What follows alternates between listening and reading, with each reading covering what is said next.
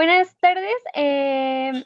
Nosotros vamos a presentar la Revolución de Cuba. El equipo está conformado por Linda Valdés, Astrid Bogarín, Itza Herrera, Giovanni Cortés y Pablo Covarrubias.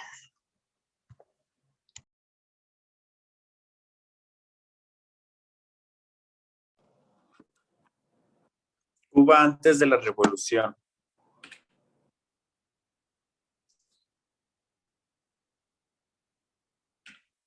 A finales del siglo XIX inició en Cuba un movimiento independentista liderado por José Martí contra la dominación española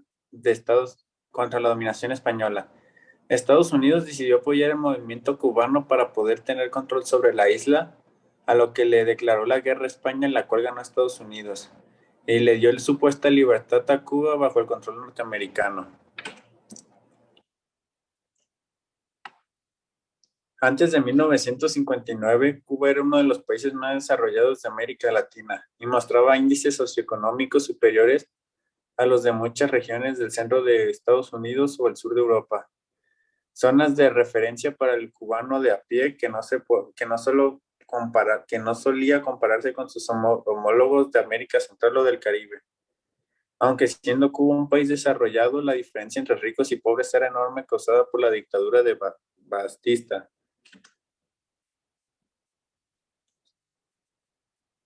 Según la percepción popular estadounidense, la Cuba prerevolucionaria era la isla del pecado y estaba sumida en los vicios del juego, la mafia y la prostitución.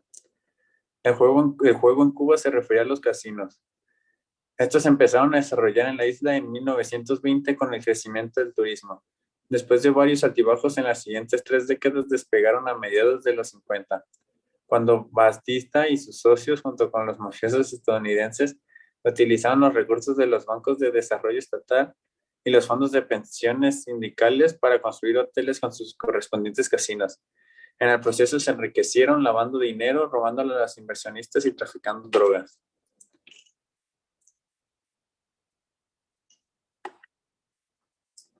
Se calcula que hacia finales de los 50 había en La Habana 270 prostíbulos y 11.500 mujeres que se ganaban la vida como trabajadoras sexuales, comparado con las 40.000 trabajadoras sexuales que se calculaban en Nueva York en 1977.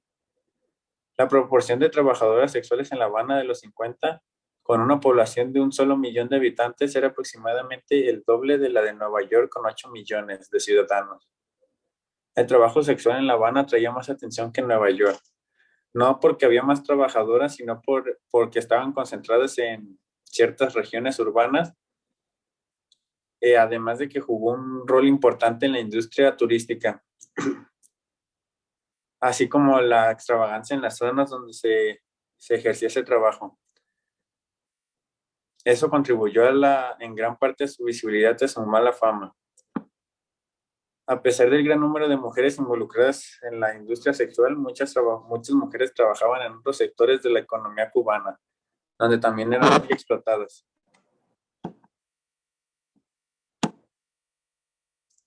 Mientras que para muchos estadounidenses, incluyendo secciones de la izquierda liberal y radical, los casinos, la mafia y la prostitución eran males que investigan a la Cuba de los 50. Para la oposición cubana en la isla, los problemas del país eran otros mucho más importantes. La dictadura, la extensa corrupción de los gobernantes y la pobreza rural extrema, más la alta tasa de desempleo.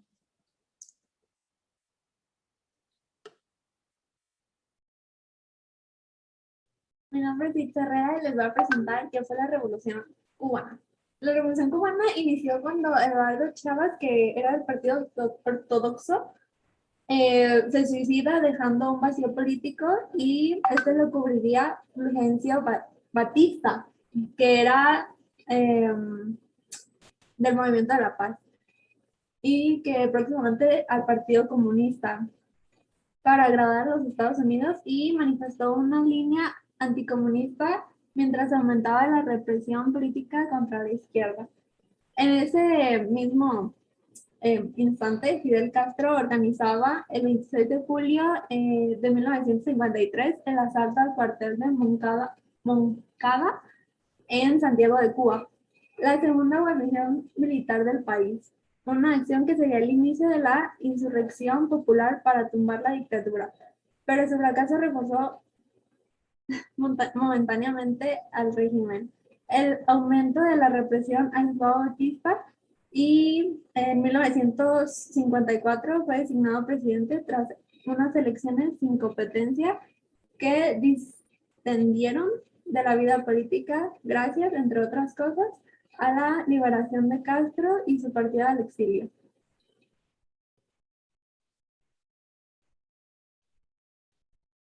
Eso, bueno, ya sabemos que esto se fue a Ciudad de México y ahí con otros compatriotas conspiraron y trazaron un plan en el que se involucraron nuevos revolucionarios como Camilo Cienfuegos. Huyeron de la policía mexicana y llegaron a Cuba a tiempo para el levantamiento que Frank Fight había planeado para finales de noviembre de 1956 en Santiago de Cuba. Castro y 81 camaradas zarparon rumbo a la isla el 25 de noviembre en un viejo y aborratado yate de recreo llamado Grama. El resurgimiento se produjo el 17 de enero de 1957 y a esto siguió un impactante golpe propagandista en febrero cuando Fidel persuadió al periodista del New York Times, Herbert Matthews, que subiera a la Sierra Maestra para entrevistarlo. La publicación de la entrevista dio fama internacional a Castro, que se ganó la simpatía de los estadounidenses liberales, y el 13 de marzo de 1957, estudiantes universitarios dirigidos por José Antonio Echeverría atacaron el Palacio Presidencial de La Habana en un intento fallido de asesinar a Batista. Dispararon y mataron a 2/3 de los 35 atacantes mientras huían, y la represión en las calles de La Habana fue contundente.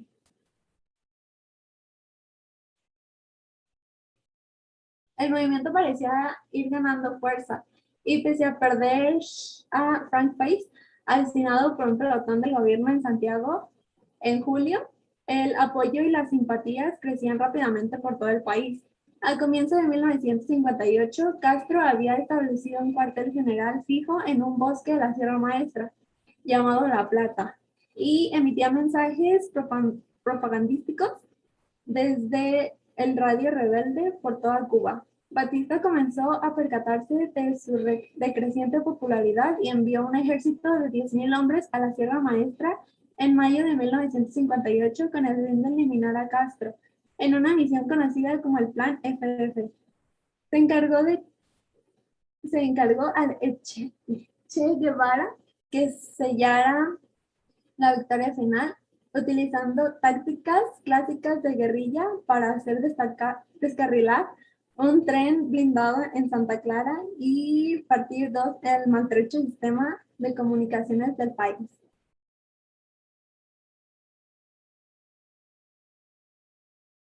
Al amanecer del 1 de enero de 1959, Batista huyó en un avión privado a la República Dominicana. Y en eso Fidel se presentó en Santiago de Cuba y pronunció un gran discurso de victoria desde el ayuntamiento del Parque de Céspedes, antes de recorrer el campo hasta La Habana en una cabalgata.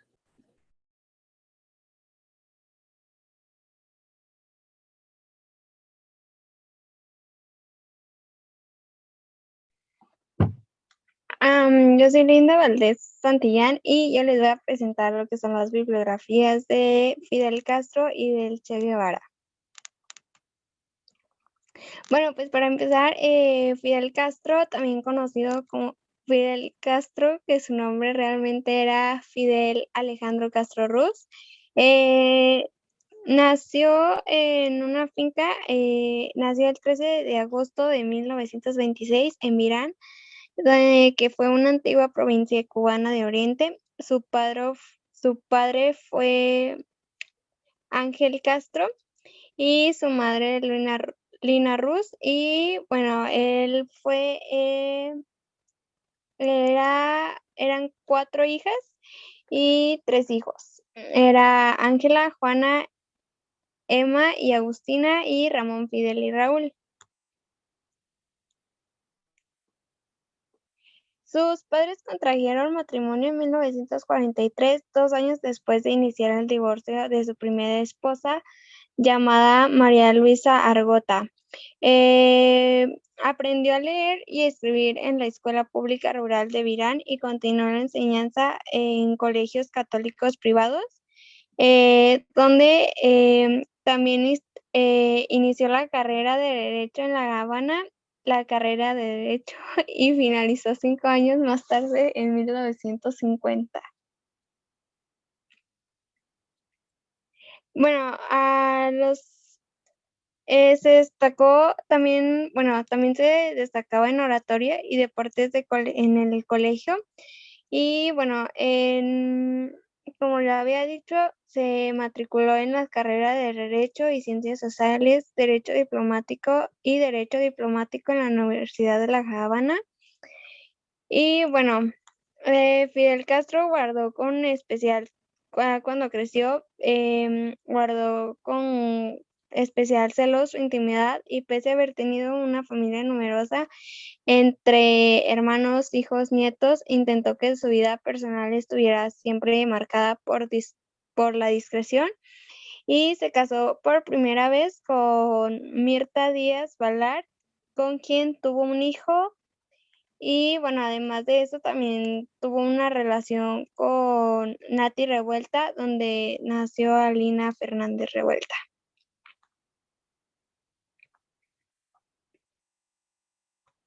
En 1949, hubo bueno, para empezar, fue en 1947 cuando cursaba el tercer año de la carrera, donde se enroló en el contingente de expedicionario organizado para luchar contra el régimen del dictador dominicano Rafael Leónidas Trujillo. La expedición se entrenó en Cayo Confetis y se ascendió a teniente de jefe de pelotón y después a jefe de una compañía de batallón. La expedición, que se trasladó en barco, fue interceptada por una fragata de la Marina de Cuba. Y bueno, Fidel salta al agua con su arma para no dejarse atrapar.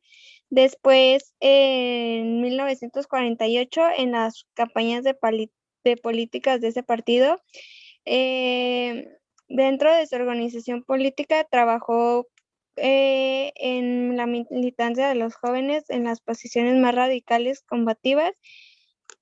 Y tras la muerte de Chivas, él redobló sus esfuerzos para desenmascarar la corrupción del gobierno de Carlos Prico.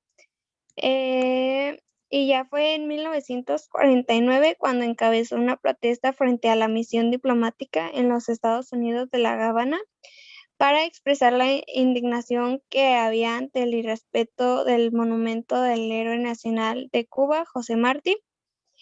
Y bueno, también después, como ya les había dicho, pues se gradúa de Derecho en 1950, perdón, y desde su bufete se dedicó fundamentalmente a la defensa de personas y sectores humildes. Después, en 1952, hubo un golpe de estado de Fulgencio Batista el 10 de marzo, y fue de los primeros en denunciar el carácter reaccionario e ilegítimo del régimen de facto y llamar a su derrocamiento. También organizó y entrenó a numerosos contingentes de más de 1,000 obreros, empleados y estudiantes que provenían fundamentalmente de las filas de ortodoxas.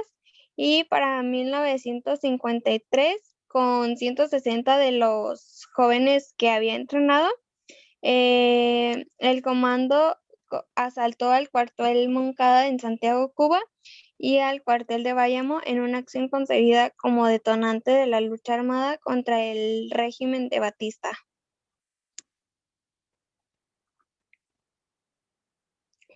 Y bueno, Fidel siempre tuvo su fusil y uniformes guerrilleros dispuestos al combate, ya que al concluir la lucha insurreccional mantuvo sus funciones como comandante en el jefe y el 13 de febrero de 1959, fue nombrado primer ministro de gobierno revolucionario. También dirigió y participó en todas las acciones emprendidas en defensa del país y de la revolución, en los casos de agresiones militares procedentes del exterior o actividades de bandas contrarrevolucionarias dentro del país, en especial que fue la derrota de la invasión organizada por la Agencia Central de Inteligencia de los Estados Unidos. Y bueno, ya es todo. Y bueno, ahora les voy a presentar la biografía de Ernesto Guevara de la Serna.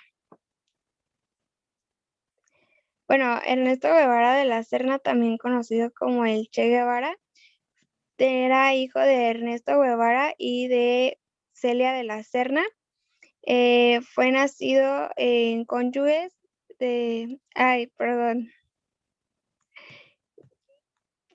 fue hijo de Ernesto de Guevara y Celia de la Serna. Fue el mayor de 5 hermanos. Su padre fue un firme partidario de los republicanos en la Guerra Civil Española y alojó a algunos en su hogar y tenía ascendencia irlandesa y vasca. Sus progenitores pertenecían a la familia de clase alta y de la aristocracia. Su tatarabuelo paterno fue Patricio Julián Lynch y Roe y fue considerado el hombre más rico de Sudamérica.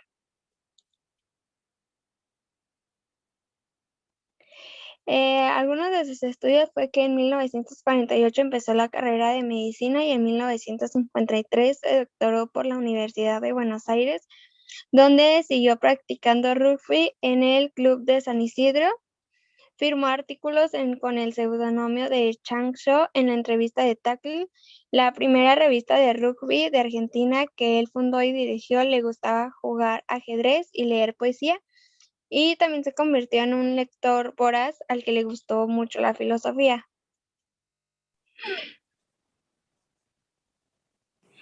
Y bueno, también fue un revolucionario, ya que en 1950 recorrió un total de 4.500 kilómetros por el norte de Argentina, visitando las regiones más pobres en motocicleta. Después se alistió como médico en barcos de la flota mercante en viajes por la costa. Y de enero a julio de 1952 realizó su primer viaje, igual en motocicleta, acompañado de su amigo Alberto Granado, y con el que visitó Chile, Perú, Colombia y Venezuela. Durante el viaje conoció al doctor Hugo Pese, dirigente del Partido Comunista de Perú. El encuentro junto a la miseria, la explotación de la Latinoamérica por las multinacionales estadounidenses, que terminarían su visión revolucionaria. Y también en Costa Rica conoció a políticos como Rómulo Betancourt, Juan Bosch y a los líderes exiliados del movimiento del 26 de julio que sobrevivieron al asalto de Moncada.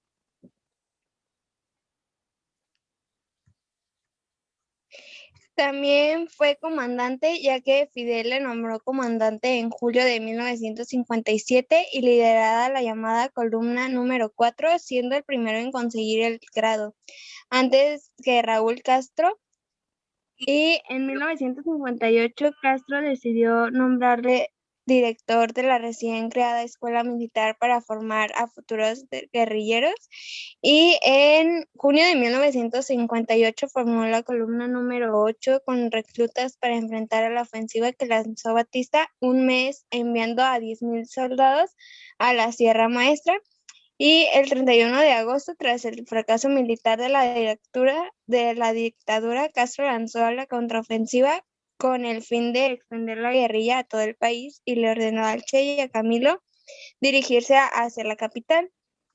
También fue nombrado ministro de Industria en 1961 a 1965 y procedió a la nacionalización de los sectores estratégicos de la economía del país, oponiéndose así a la influencia estadounidense en el tercer mundo, y su presencia fue decisiva en la configuración del régimen de Castro y en el acercamiento del régimen cubano al bloque comunista, abandonando los tradicionales lazos que habían unido a Cuba con Estados Unidos.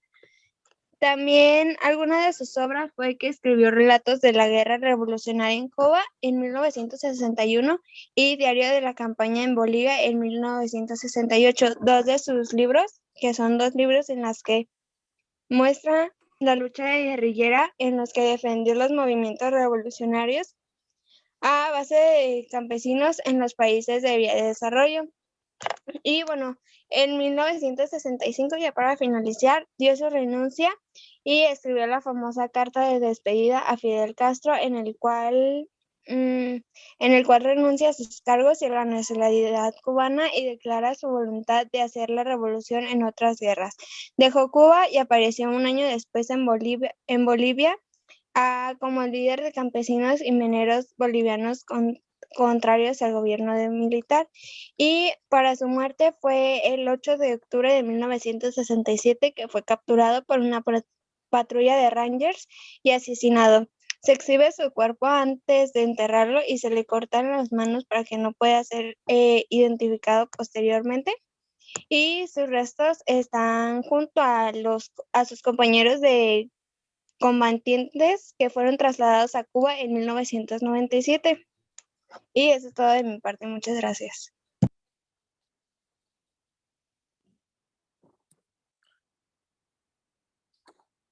Hola, mi nombre es Astrid y les voy a hablar sobre la Revolución Cubana de 1959. Desde su irrupción en 1959, la Revolución Cubana constituyó un severo golpe a la indiscutida hegemonía de Estados Unidos en Latinoamérica. Se demostró en el intento norteamericano a través de los emigrados anticastristas por recuperar el control de la isla en 1961 mediante la fracasada invasión de Bahía de Cochinos y en la llamada crisis de los misiles en 1962, en que Estados Unidos se comprometió a no invadir Cuba y retirar sus misiles nucleares de Turquía, a cambio de que la Unión Soviética desistiera de instalar misiles en la isla tras la detección por parte de aviones estadounidenses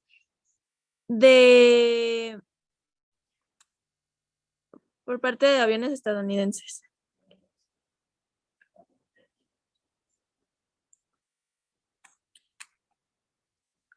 La Revolución Cubana también tuvo profundos efectos políticos e ideológicos en los partidos latinoamericanos de izquierda, muchos de los cuales adaptaron estrategias encaminadas a lograr cambios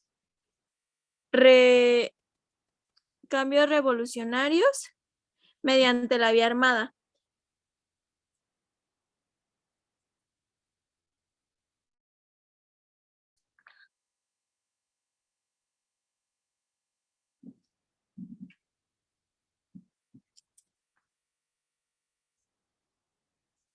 El Partido Comunista. El Partido Comunista, aunque brindó su apoyo a la Revolución Cubana, continuó privilegiando la lucha política electoral como estrategia para llegar al poder y desde allí llevar a cabo profundas reformas estructurales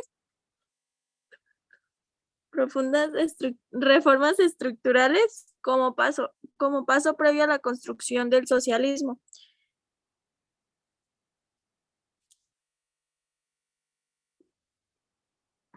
Las obras de los revolucionarios. La primera fue un discurso nacionalista y norteamericano. El otro fue la reforma agraria, la nacionalización de la electricidad, minería y telefonía. Estados Unidos, embargó las exportaciones de azúcar y declaró un bloqueo económico a la isla. Cuba en la Guerra Fría buscaba ayuda en la Unión Soviética. Entre 1959 y 1991, Un número considerable de exiliados se refugiaron en Estados Unidos. En abril de 1961, un grupo de exiliados apoyados por la CIA llevan a cabo el desembarco de la Bahía de los Cochinos para derrocar a Castro.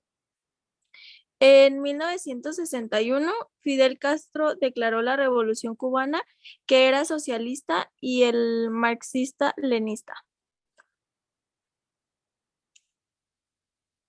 ¿Cómo concluyó la revolución? El 31 de diciembre, cuando las tropas rebeldes tomaron el tren blindado del gobierno, Batista decidió ir hacia Santo Domingo junto con el presidente electo Andrés Rivero. Y en la madrugada del 1 de enero de 1959, las tropas del Segundo Frente Nacional entraron a La Habana.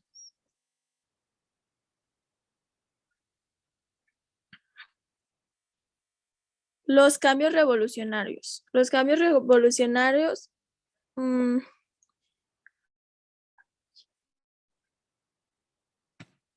fueron la reforma agraria, que era el aumento de la inversión del capital extranjero, a las tiendas de divisas, que eran las principales productos de exportación, como el azúcar, el pescado y mariscos, ron, café, tabaco, mármoles, y también se han desarrollado materia de medicina.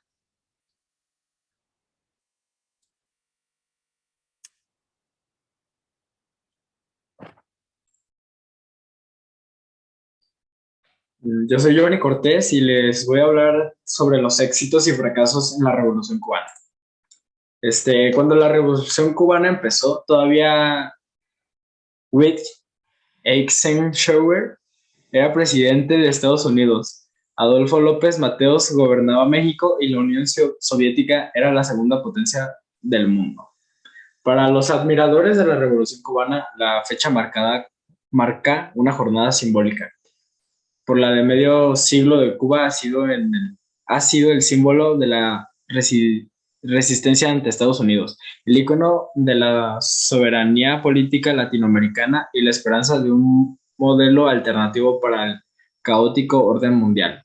Por otro lado, para sus detractores, la fecha marca un año más de perturbación en el poder de un grupo que, en su criterio, ha cortado las libertades y los derechos de un pueblo y lo han sumido en la pobreza, la crisis y uno de los mayores exilios de la historia.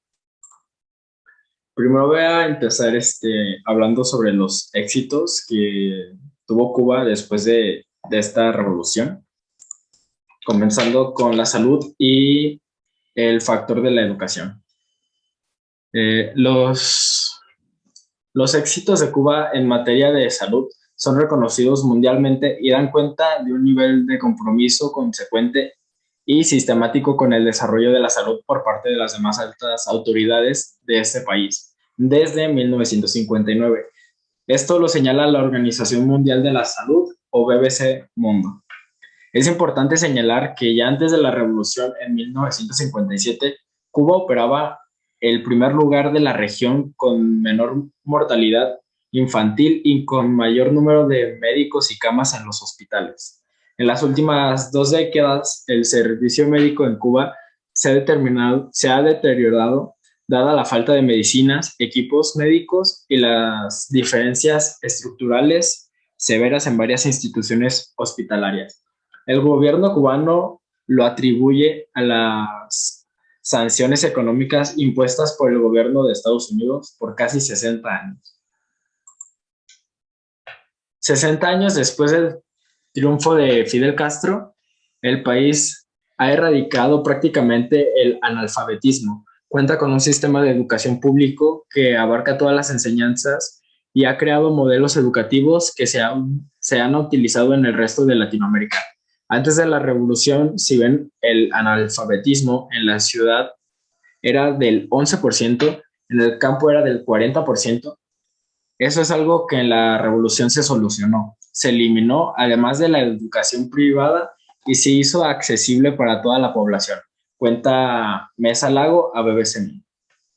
Sin embargo, Sebastián Arcos, director del Instituto de Estudios de Estudios Cubanos de la Universidad Internacional de Florida, cuestiona que el acceso a ciertos niveles de enseñanza se limite a la condición de ser revolucionario y recuerda casos de expulsiones de estudiantes por expresar criterios contrarios a los del gobierno o hace unas décadas por ser homosexuales o tener el pelo largo. Es un país donde las escuelas se utilizan para adoctrinar a la gente desde muy jóvenes y donde se ponen los valores comunistas por encima de los valores de la enseñanza. Y hablando del factor seguridad, tenemos que Cuba es uno de los países más seguros de Latinoamérica y el Caribe. Estadísticas de la Oficina de Naciones Unidas contra la Droga y el Crimen muestran que la tasa de homicidios en la isla entre 2012 y 2016 fue de 4,99 por cada 100 habitantes, lo que convierte en el segundo país más seguro de la región, solo superado por Chile. Aunque se le reconoce los altos niveles de seguridad a la isla, se considera que estos se deben al sistema represivo de vigilancia y control que ha establecido el gobierno cubano. Es un estado policíaco dedicado a la seguridad y al control de las personas. Han creado mecanismos para que la gente tenga miedo y han llegado a hacer casi todos los cubanos que estos sientan miedo y que son vigilados o que alguien les escucha cuando hablan por teléfono. Y pasando al lado contrario, hablando sobre los fracasos, tenemos a la economía y derechos humanos. Casi todos los expertos consultados por BBC Mundo coinciden en calificar a la economía con el mayor fiasco del proceso iniciado por Fidel Castro en 1959. El economista cubano Mauricio de Miranda Parrondo considera que un error fundamental en este sentido fue el desconocimiento de las leyes económicas por parte del gobierno. La dirección cubana pecó de excesivo idealismo y de voluntarismo en la conducción de la economía. Siempre se priorizó la razón política y el mantenimiento del poder sobre la razón económica, explica a BBC Mundo. Pese a la crisis económica sostenida que vive, Cuba ha logrado continuar creciendo, aunque sea en números muy pequeños.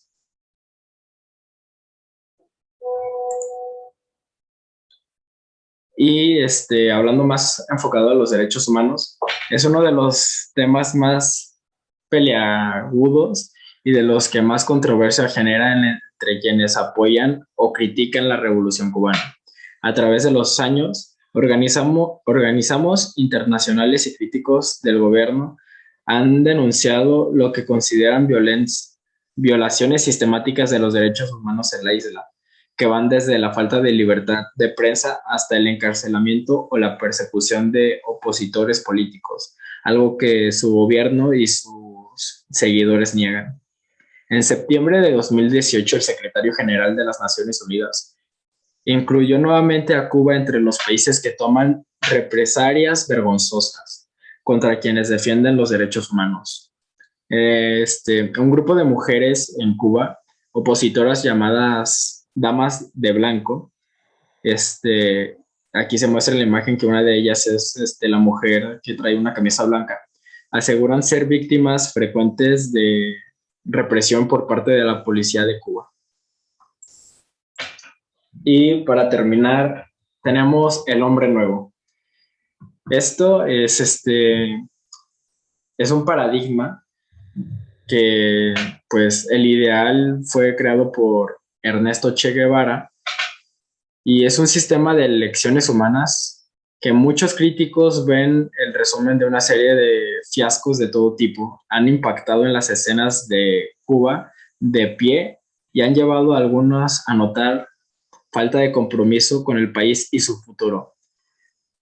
Tan solo pensar cuál fue el resultado 60 años después.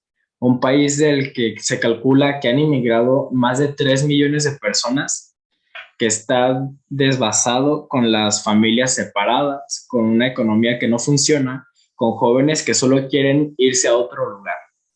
¿Cuál ha sido el impacto en el ser humano? Sinceramente, la situación por la que está atravesando Cuba después de su revolución, pues para muchos ha sido totalmente un fiasco y los ha obligado a emigrar completamente. Y es tanto el deseo por emigrar que pues para muchos cubanos se vuelve una aspiración el lograr cruzar la isla y llegar a Estados Unidos, que la gran mayoría llegan a lo que vendría siendo Las Vegas y pues buscan y van con la esperanza de pues poder empezar de nuevo y buscando una mejor vida que la que se les puede ofrecer en Cuba, dado que pues son personas que sí tienen las capacidades, pero su gobierno y las condiciones en las que atraviesa su país no los dejan de notarlas.